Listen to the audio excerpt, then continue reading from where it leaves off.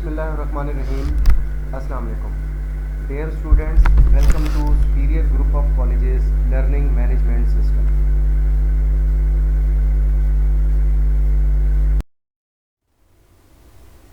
Dear students, आज हम first year chemistry का चैप्टर नंबर 1 पढ़ेंगे और इसका पहला लेक्चर हमने स्टडी करना है।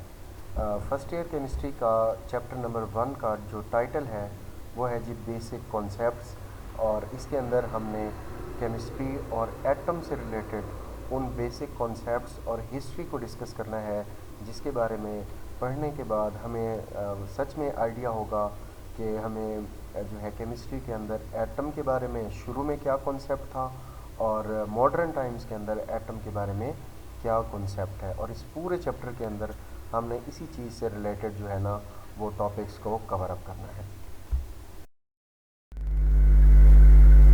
आज के जो टॉपिक्स हैं वो है जी basic concepts, evidence of atom और मॉलिक्यूल। ये 3 टॉपिक्स जो हैं वो हम आज के लेक्चर में कवर करेंगे।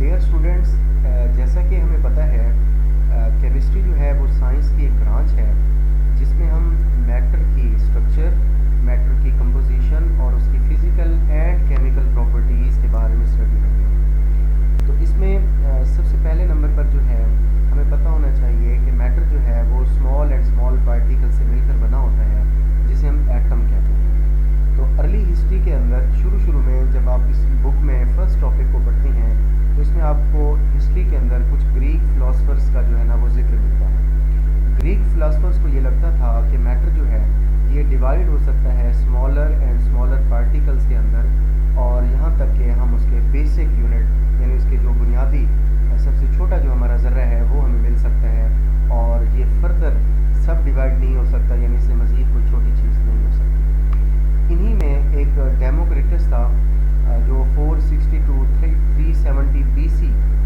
यानी BC का मतलब होता है बिफोर क्रिस्ट, उर्दू में हम इसे कब्ल मसीह कहते हैं, यानी हज़रत ईसा के आने से इन सालों की ड्यूरेशन के दौरान जो है ना डेमोक्रिटस ने एक लफ्ज़ इस्तेमाल किया था मैटर के एटॉमिक पार्टिकल्स के बारे में, और उसने जो टर्मिनोलॉजी यूज़ की थी वो थी एटमॉस, जिसका मतलब था इनडिविजिबल, यानी ऐसी चीज़ जो मज़ीद तकसीम नहीं हो सकती। लेकिन ये जो ग्रीक फिलोसफर्स थे इनका जो काम था वो एक्सपेरिमेंटल नहीं था, यानी इसका कोई प्रैक्टिकल सबूत नहीं था। उसके बाद आता है जी 17वीं सेंचुरी के अंदर, ये तो बहुत पहले हिस्ट्री की बात हमने की ग्रीक फिलोसफर्स और डेमोक्रिटस के बारे में। उसके बाद रिसेंट टाइम्स के अंदर अब से 300-400 साल पहले अगर हम देखें तो 17वीं सदी के अंदर quantitative study for the composition of pure substance जब की गई तो पता चला कि कुछ एलिमेंट्स ऐसे थे जो कंपोनेंट थे बहुत सारे डिफरेंट सब्सटेंसेस का, यानी वही सेम एलिमेंट्स मिलकर कंपाउंड्स बना रहे थे, और जब उन कंपाउंड्स को ब्रेक किया गया तो उनसे वापस वही एलिमेंट्स जो है वो मिल रहे थे। तो यहाँ से भी एटम की हिस्ट्री के बारे में हमें कुछ जिक्र मिलता है। उसके बाद नेक्स्ट आता है जी 1808 के अंदर एक इंग्लिश स्कूल टीचर था जिसका नाम था जॉन डाल्टन। इसने law of conservation of matter, जिसे हम कानून बकाए मादा कहते हैं, and law of definite proportion, और जो है लॉ ऑफ डेफिनिट प्रपोर्शन की मदद से इसने कहा कि एटम की एग्जिस्टेंस को या एटम के वजूद को एक्सप्लेन किया जा सकता है। और इसी जॉन डाल्टन ने एक थ्योरी डेवलप की थी जिसे नाम दिया जाता है एटॉमिक थ्योरी, जिसका एक मरकज़ी पॉइंट है या मेन पास्टुलेट है कि जी all matter is composed of atoms of different elements. जो तमाम किस्म का मादा होता है वो डिफरेंट एलिमेंट्स के एटम्स के मिलने से बनता है, जिनकी एटम की अगर हम डेफिनेशन देखें तो atom is the smallest particle of an element. Atom जो है वो किसी भी एलिमेंट का, किसी भी अंसर का सबसे छोटा ज़र्रा होता है which can take part in chemical reaction, जो केमिकल रिएक्शन के अंदर हिस्सा लेता है। ये जॉन डाल्टन की थ्योरी के मुताबिक एटम की डेफिनेशन है। For example helium and neon, इनके एटम्स होते हैं जिनकी इंडिपेंडेंट यानी ये आज़ादाना तौर पर या अकेले रह सकते हैं, जबकि हाइड्रोजन, नाइट्रोजन और ऑक्सीजन के एटम इंडिपेंडेंटली या आज़ादाना तौर पर नहीं रह सकते, क्योंकि हाइड्रोजन बनाता है H2, नाइट्रोजन बनाता है N2 और ऑक्सीजन बनाता है O2। मॉडर्न रिसर्च हमें ये बताती है कि एटम को मज़ीद छोटे यानी सब एटॉमिक पार्टिकल्स में डिवाइड किया जा सकता है। जैसे कि हमें पता है कि एटम के अंदर इलेक्ट्रॉन, प्रोटॉन, न्यूट्रॉन के अलावा हाइड्रोन, न्यूट्रिनो, एंटी न्यूट्रिनो, इसी तरह के 100 से ज़्यादा पार्टिकल्स हैं जो एटम के अंदर एग्जिस्ट करते हैं। लेकिन इसमें इलेक्ट्रॉन, प्रोटॉन और न्यूट्रॉन जो है ना वो एटम के फंडामेंटल पार्टिकल्स हैं, यानी ये एटम के बुनियादी ज़रात हैं और ये एटम के अंदर लाजमी तौर पर होंगे।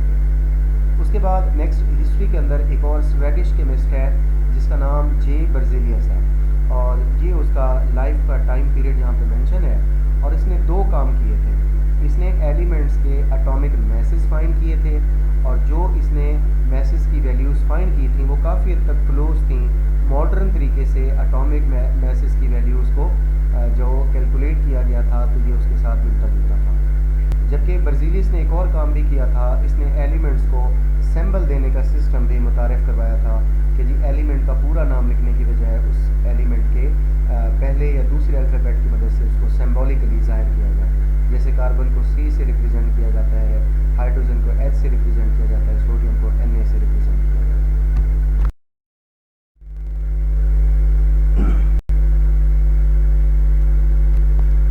ओके डियर स्टूडेंट्स, नेक्स्ट जो हेडिंग हमने पढ़नी है वो है एविडेंस ऑफ एटम। एविडेंस का मतलब होता है सबूत कि जी क्या इस बात की कोई दलील है या इस बात का कोई एविडेंस है कि वाकई कोई एटम नाम की कोई चीज़ वाकई इस दुनिया में एग्जिस्ट करती भी है या नहीं। तो एक ऑर्डिनरी ऑप्टिकल माइक्रोस्कोप यानी लाइट माइक्रोस्कोप को अगर हम यूज़ करें तो ये साइज़ ऑफ एनी ऑब्जेक्ट को फाइंड आउट कर सकती है जिसका साइज़ 500 नैनोमीटर तक होगा या इससे एबव होगा और 1 नैनोमीटर 10⁻⁹ मीटर के इक्वल होता है।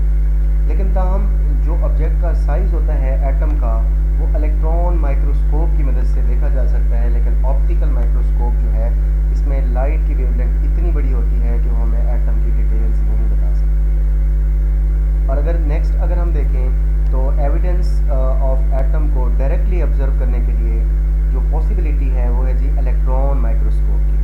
एक क्लियर और एक्यूरेट इमेज जो है किसी भी ऑब्जेक्ट का वो स्मॉलर होता है than the wavelength of visible light और इस वजह से हम इलेक्ट्रॉन माइक्रोस्कोप में विजिबल लाइट के बजाय बीम ऑफ इलेक्ट्रॉन को यूज़ करते हैं जिसकी वेवलेंथ बहुत ही छोटी होती है। जितनी ज़्यादा छोटी वेवलेंथ होगी उतना किसी छोटी चीज़ को देखना या उसको एक्सप्लोर करना हमारे लिए ईजी होता है।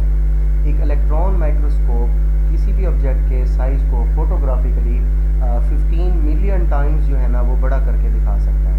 जैसे कि नेक्स्ट जब हम एक डायग्राम देखेंगे कार्बन एटम्स की तो इलेक्ट्रॉन माइक्रोस्कोप की मदद से 15 मिलियन टाइम्स जो हमें कार्बन एटम का या ग्रेफाइट का इमेज बड़ा करके दिखाया गया उसमें हमें ब्राइट बैंड्स के अंदर कार्बन एटम्स जो है वो नज़र आए। इसके अलावा 20वीं सदी के अंदर एक्सरे वर्क ने भी इस बात को जो है प्रूव किया कि एटम जो है ना वो एक ऐसी चीज़ है जिसका डायामीटर 2 एंगस्ट्रॉम यानी 2 × 10⁻⁻10 मीटर या इसका एक और यूनिट है 0.2 नैनोमीटर। तो ये इतना छोटा आपका एटम जो है वो एक्सरे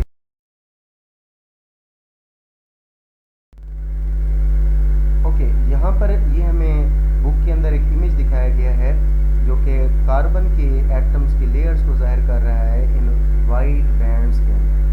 ठीक है, तो यहाँ से एटम्स की लेयर्स का हमें अंदाज़ा हो गया जो इस बात का प्रूफ था कि एटम जो है ना वो वाकई इस दुनिया में एग्जिस्ट करते हैं। अच्छा, अब चूँकि मैसेज की अगर हम बात करें तो एटम एक बहुत ही छोटी चीज़ है, तो इसका जो मैस होता है उसकी जो रेंज है वो 10⁻⁻27 टू 10⁻⁻25 किलोग्राम है, जो कि बहुत ही छोटा मैस है।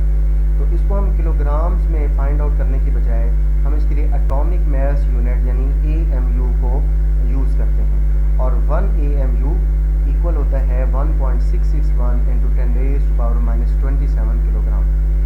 स्टूडेंट्स जो है ना एटम के छोटे होने का अंदाज़ा इस बात से लगा सकते हैं कि एक फुल स्टॉप जो कि आपकी वर्डिंग के अंदर एक छोटा सा नुक्ता होता है, उस फुल स्टॉप के अंदर 2 मिलियन एटम्स जो हैं वो मौजूद हो सकते हैं और 1 मिलियन जो है वो 10 लाख के बराबर होता है। 2 मिलियन का मतलब है कि एक फुल स्टॉप के अंदर 20 लाख तक एटम्स जो है ना वो हो सकते हैं।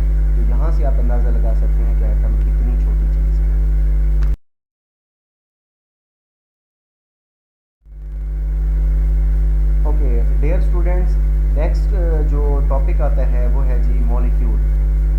कॉम्बिनेशन ऑफ एटम्स या ग्रुप ऑफ एटम को हम मॉलिक्यूल कहते हैं, और इसकी डेफिनेशन है a molecule is the smallest particle of pure substance. Molecule जो है वो एक प्योर सब्सटेंस का स्मॉलेस्ट पार्टिकल होता है विच कैन एग्जिस्ट इंडिपेंडेंटली, जो इंडिपेंडेंटली अपने वजूद को कायम रख सकता है। अच्छा, जो मॉलिक्यूल होता है ये अपने अंदर एक या एक से ज़्यादा एटम्स रख सकता है। तो on the basis of number of atoms present in a molecule, जिसे हम एटॉमिसिटी कहते हैं, उस लिहाज से मॉलिक्यूल की फॉलोइंग टाइप्स बनेंगी।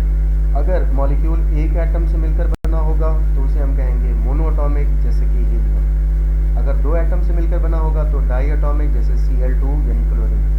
ट्राई एटॉमिक ऐसा मॉलिक्यूल होता है जो तीन एटम से मिलकर बना होता है, जैसे कि ओजोन O3। और पॉली एटॉमिक बेटा एक ऐसा मॉलिक्यूल होता है जो 2 और मोर देन 2 एटम्स पर कंसिस्ट करता है, जैसे कि P4 है फास्फोरस और सल्फर है S8।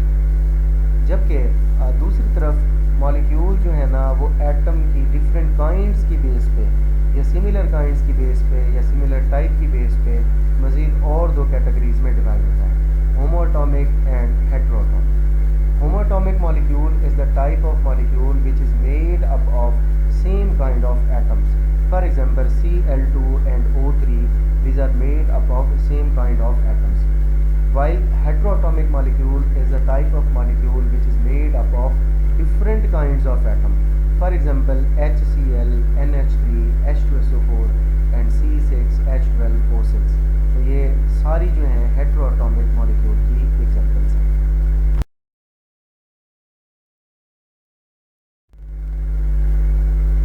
ओके, नेक्स्ट है dear students size of molecule की बेस पे।